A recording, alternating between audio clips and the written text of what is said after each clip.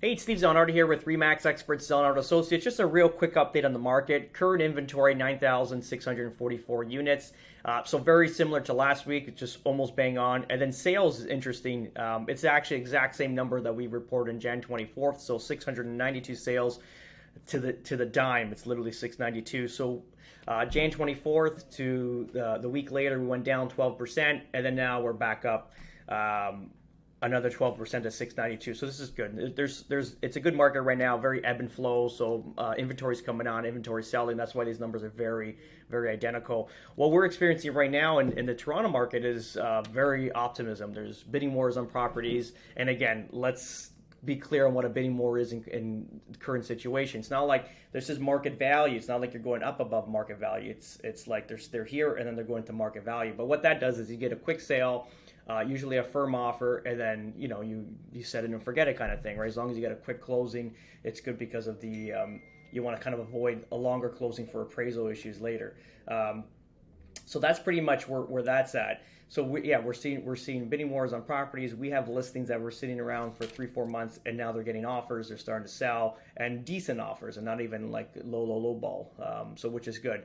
So that's amazing. I think that's great. Let's see. We're reading an article this morning, and so it says Toronto housing market enters deep freeze, sales down. We know this for sure. So it says, so it reads here, or it's written,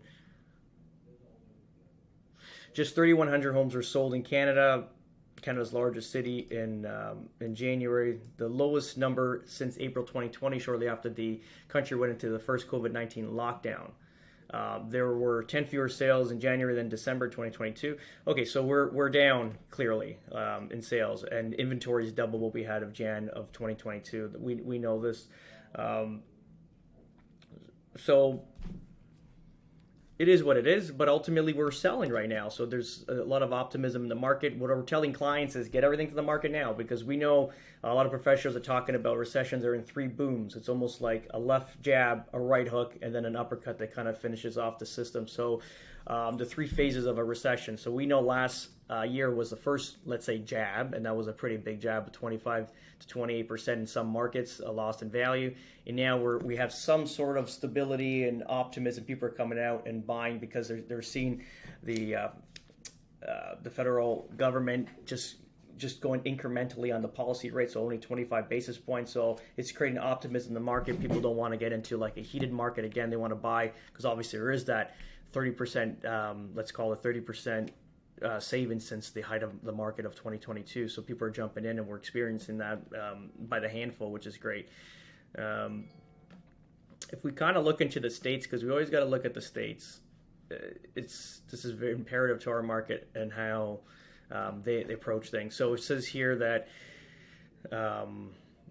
and again, clearly we want to get a 2% inflation target, even in Canada. So whatever that's going to entail, they're going to try to figure that out. So now they're kind of slowing it down, right, the policy rate. But in the U.S., I'll just read this article here. Jan said Friday that he expects the central bank to raise benchmark rates above 5% this year and then hold them at the level until 2024. I believe they're at 4.75% now at the height. It goes like 4.5, 4.75%.